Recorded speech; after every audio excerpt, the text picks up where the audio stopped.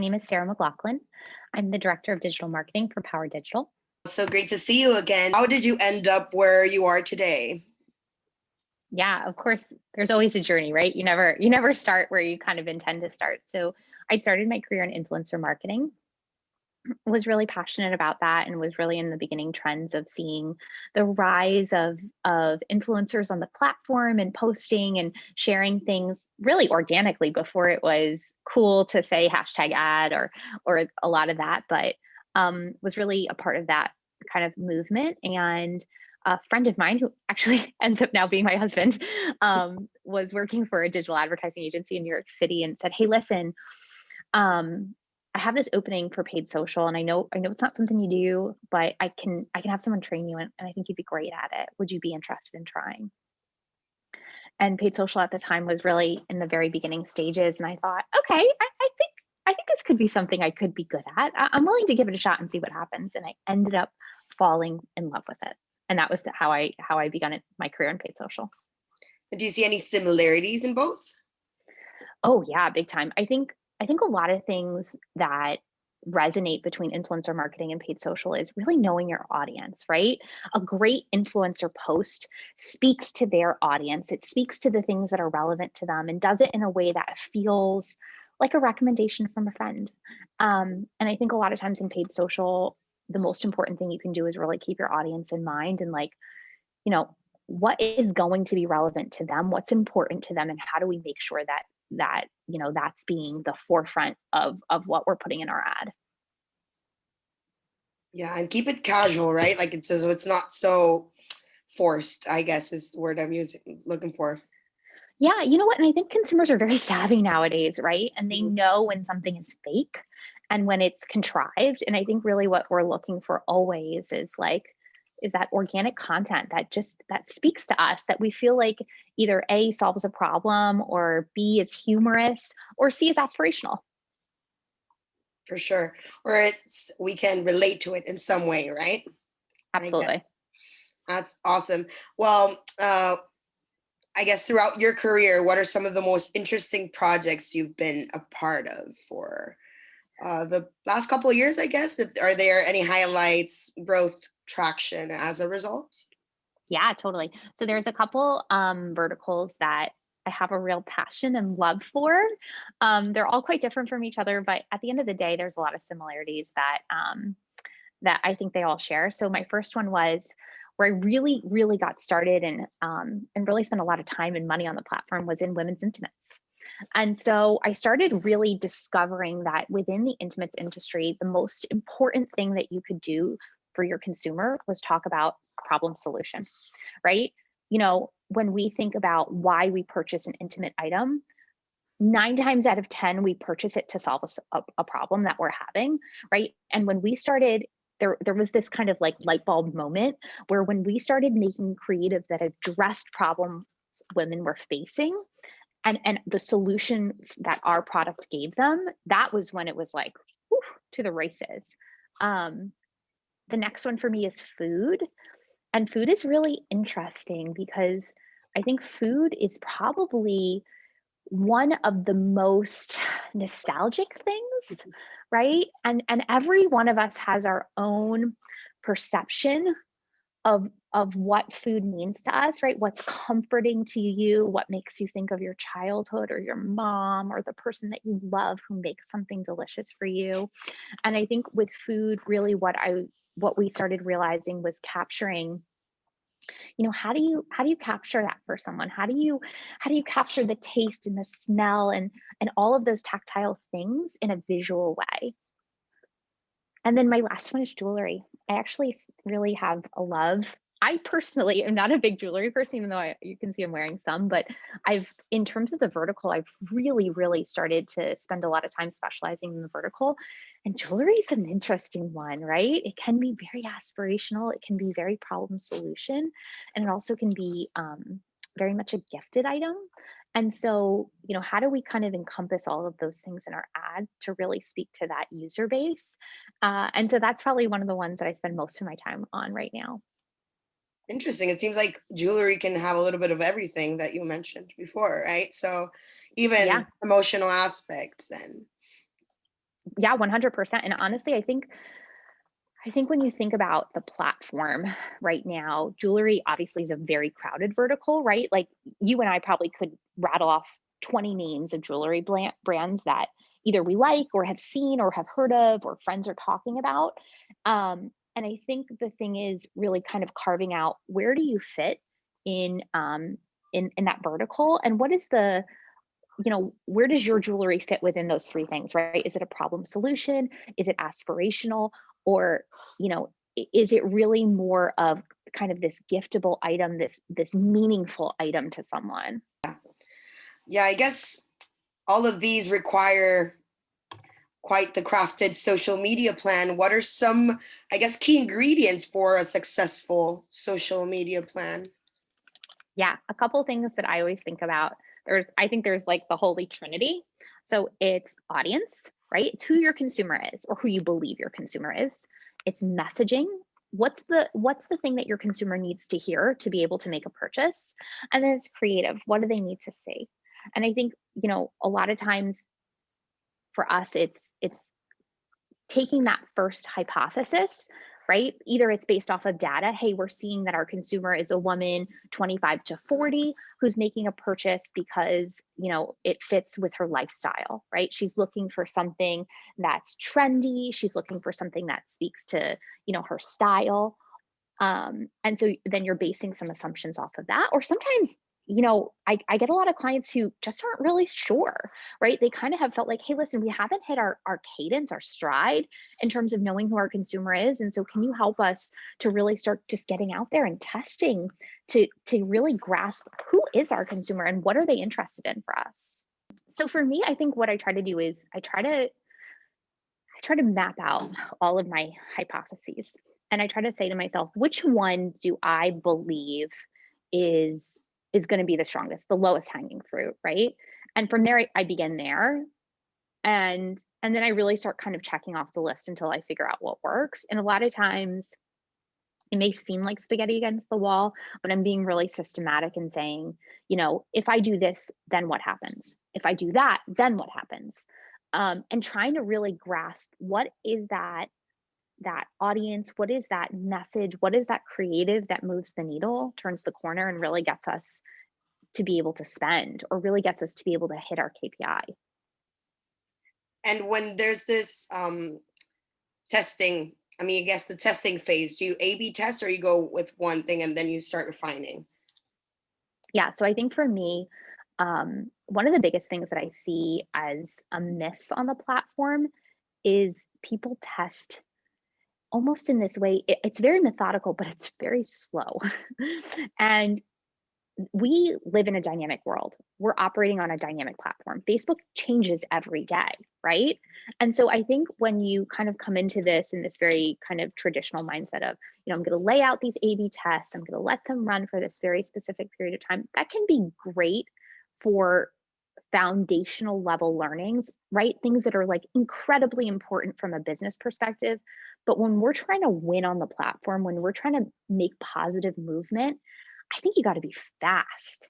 I think you really have to be like in the moment and really watching and saying, if I do this, what happens next? If I do this, what happens next? Like I push hard. My team is so fast because we know what works today may not work tomorrow. And so we really need to capitalize on our wins and be as quick as possible. And that's where I see a lot of people, I think, have kind of like failures, is where they're just operating way too slow for Facebook and Instagram.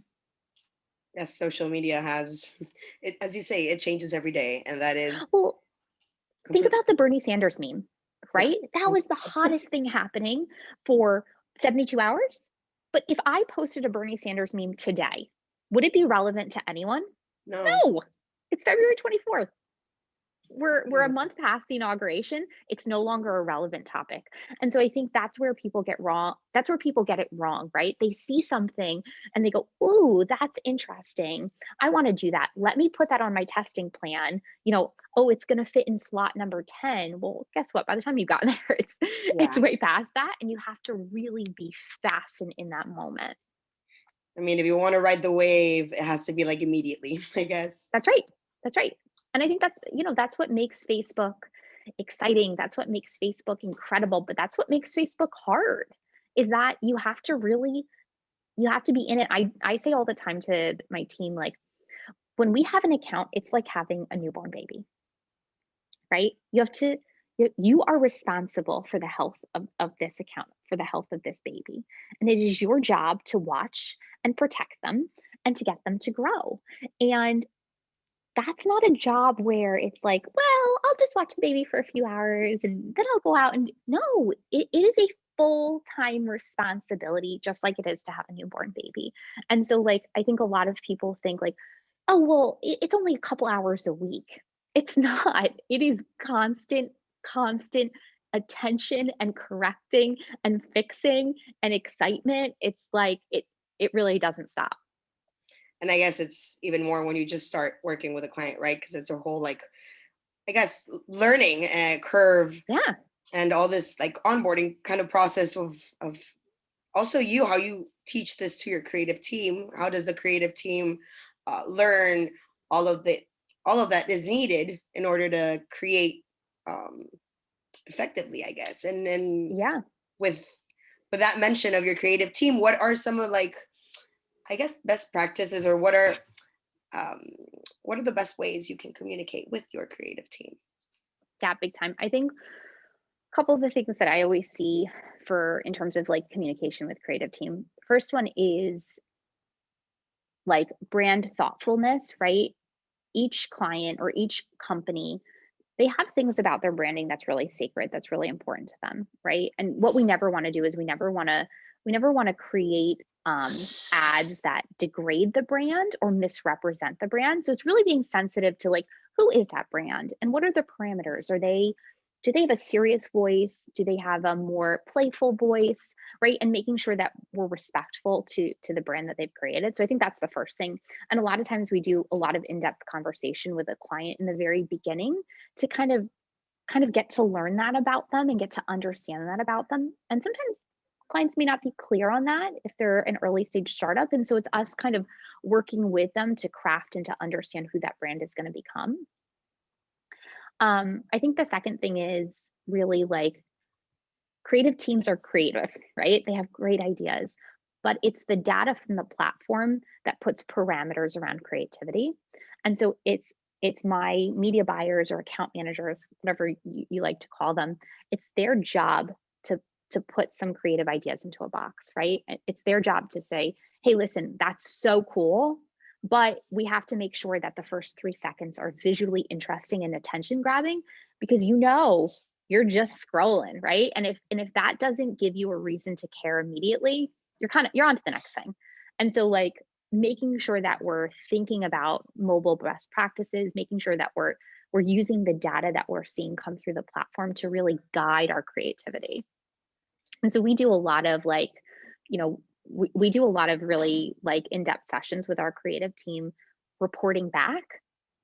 Those hypotheses are important for them too because they're making some as well and really sharing back data on like, hey, when we did this, that happened. That was great. Let's do more of this, or that wasn't great. What do we believe was the cause and how do we fix it so that we don't repeat it? Do you sync daily? Do you sync like once a week, or do you have separate meetings per client? Or how is I guess, your relationship with the creative team? Just out of Yeah, curiosity. totally.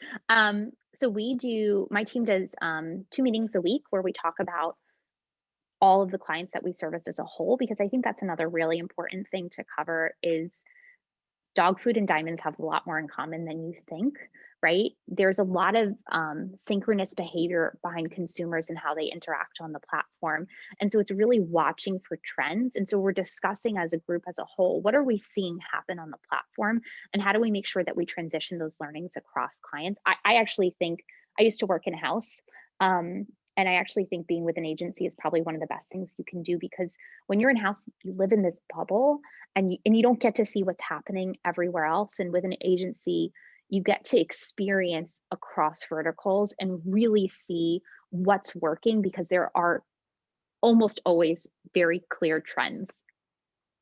And Regardless so, of the industry, you mean? right, Well, and that's the thing, like, right now off the top of my head, I have a number of jewelry brands. I have a number of apparel brands. I have a number of shoe brands. I have a number of food brands. I have a number of pet brands. And like out of all of those different verticals, I have concepts that work across every single one of them. Yeah, they're a little bit different. Yeah, they're tweaked to be representative of that brand or that product, but there's very clear similarities that we're constantly tweaking and working on and driving across verticals. Super interesting. It's so fun, and that's a lot what we talk about in our weekly meetings is really like I put up almost like a scoreboard of the top ads, and we talk about it as a group of what's working. But then what we're also doing is we're crafting a creative pipeline for each client, right? And so, like, if you were my client, Grace, you know, the creative team and I would be saying, hey, listen, what are the things that are important to Grace? What are the things that we've already learned that we know as fact as what works for Grace's clients? And then what are the things that are like new and interesting that we're seeing emerge? And how can we interweave those into some of the things that we've already seen work? And so then we're building out this pipeline to make sure that we're constantly putting fresh content into the engine because I mean, come on, you and I see it all the time, right? How much content are we consuming as users on a day-to-day basis? Connected all the time now. Well, yeah, and I think some of the things that we saw last year is just exponential growth in the digital like specter because let's be honest, people had to change their buying behaviors. Like my mom was a great example. My mom was not a consumer who bought things online, right? My mom had never purchased groceries online before last year. My mom had never purchased Christmas gifts for my kids online. She would go to a store, she would look, she would experience the product, and then she would decide to make a purchase or not. And suddenly that all shifted. And even those people who were comfortable, like myself, right? You know, I've always shopped online, but I found myself more so than ever leveraging online tools to kind of find for discovery, find new products, right? Or leveraging online tools for convenience. What were the things that I needed that maybe I would have gone out and purchased in a store, but now are really like, whoa, this is kind of great having a subscription deliver my cleaning supplies or having a subscription deliver my wine. I mean, things that I may not have done before a global pandemic occurred. Definitely. I guess we're all guilty in that, but it's great. I mean, I guess, investing in subscription services, what we used to perhaps spend outside, and yeah, Yeah. we got limited, right? But I guess through your whole experience, do you have any surprising takeaways that you can like top of mind share with me today?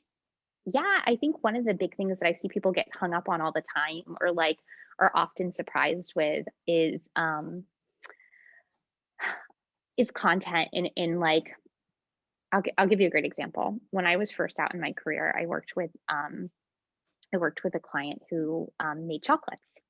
And they used to make these great videos. It was like a family run business. And they would make these great videos of them making chocolate.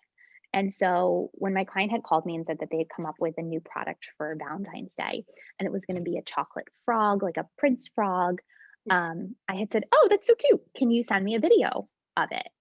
And, just like a total miscommunication, I had presumed that they were going to send me a video just like they traditionally would of making the chocolate. And instead, they sent me a video of the chocolate frog in a bird cage. And it was like very movement. And I thought it was the worst video in the world. And I was like, oh, this is so bad. I'm not going to use this. It's terrible. And so a couple days go by and the client follows up with me and says, had my video do? And I was like, oh, I don't think that was the best kind of presentation of the product. So I decided not to run it. And they were upset and they were like, no, we want you to run it. And I thought, fine, listen, all right, fine, I'll do it.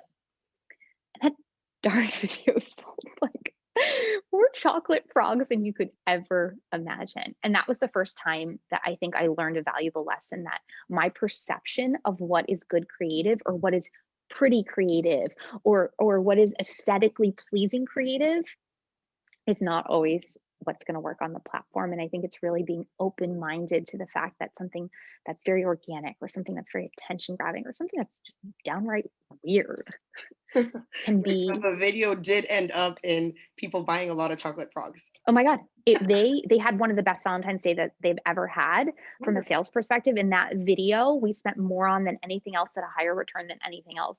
And I think that was really the moment. I was early in my career, and that was the moment when I realized, like, I need to stop letting my own preconceived notions really stop something from happening. And now I tell the story to all of my team, because my point is always like, have an open mind and let the numbers tell you what's going to work. Don't you decide what's going to work. Let the data show us what's going to be the right move. The chocolate frog, I tell people all the time, like, I always say whenever we have a new team member, I'm like, I need to tell you the story about the chocolate frog. That's wonderful. And once you have, I guess, the creative down and um, I guess a whole campaign planned out, how do you determine an effective social media posting structure?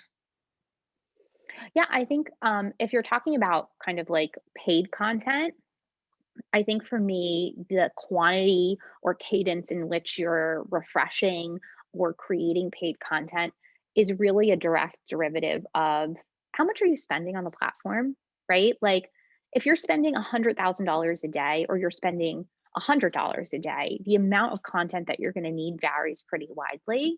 And then I also think, you know, I think a lot of it also has to do with, you know, the complexities behind your product. And so if your product is a more complex, potentially like a subscription, let's use an example where there's multiple steps that have to happen in order for you to receive it or in order for you to make your purchase, potentially you need to think about a longer funnel, right? So more touch points so that someone understands, you know, how am I going to choose the wine that's going to be delivered to my house? How often will it come to my home? What if I don't like the wine that they sent me, right? And so like that is very different than buying lipstick, right? Sometimes that's a very kind of emotional, I see, I want, I need kind of thing. Oh, that's a beautiful color. I want that. Done. Click buy, right?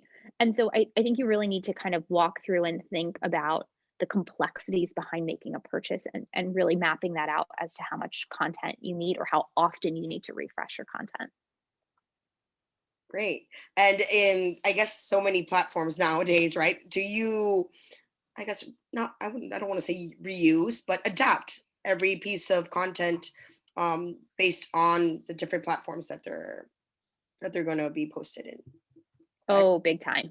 Big time. Or- And I think, well, and I think that's really like, I see that a lot where brands will try to blanket something, right? Without being thoughtful as to the behaviors on each platform. And I'm sure you see it yourself. Like if you use multiple platforms for social media or you're just engaging on multiple platforms in social media, you often go to specific platforms for specific things, right? Like, oh, I was when Facebook started, you needed to have a college email address. So I had to have my college email address to go to join Facebook. And so I still have a lot of friends and girlfriends who post pictures of the kids, or maybe my family wants to see pictures of my children. And so for me, Facebook is really a lot more where I go to see those things. Instagram is a lot more where I go for discovery of brands that I'm like, ooh, I love that. I love those clothes, or I love those shoes, right? And I kind of often find myself doing a lot more shopping there. TikTok is where I will very willingly admit that, like, man, I get sucked into some videos where I'm just like scroll. I mean, it's incredible, right? And then like, LinkedIn I use for something totally different where I'm maybe following news or following kind of more current events, or and then Twitter, same thing. Like, so I really think you need to be thoughtful as to how consumers are behaving on each of those platforms versus just saying, here's one piece of content that I'm just going to put out everywhere. Yeah. Yeah, I've seen that happening. Just fitting it to every platform's formats doesn't just do the trick, right? No, definitely not. Definitely not. But speaking about news, where do you get your industry news? So first thing for me is Facebook. Um, I I read every single article that Facebook sends me. My team actually jokes because at night, um, I like I'll take a bath and I'll read all of the industry news. So Facebook, we are very, very fortunate. Um, we have an amazing agency partner. And so we're on a weekly basis getting any press releases, any new learning modules that Facebook has. We're really on top of what's trending on the platform. And so I read every single one of those things because I always learn something new, something that I didn't know. Then after that, I do a lot on Twitter actually. I think that's so interesting, and you really get these like quick snippets that I'm like, ooh, I don't know that I would have known that. Like Go on and just drip it start on kind time. of like looking for some trending stuff. I think it's really interesting. And then you can follow some growth marketers or thought leaders on it. And then after that is email. I sign up for really any of the brands who I think that are doing something interesting in the marketing space, whether it's influencer, connected TV, uh, Twitter, LinkedIn. I mean, anybody who, or sign up quizzes, or just Mhm. really anybody who's, I think, being innovative. I love to read their content. And again, this is like my, nighttime kind of like where I decompress and I read through what's happening in the industry, what's innovative that I really want to be on the cusp of.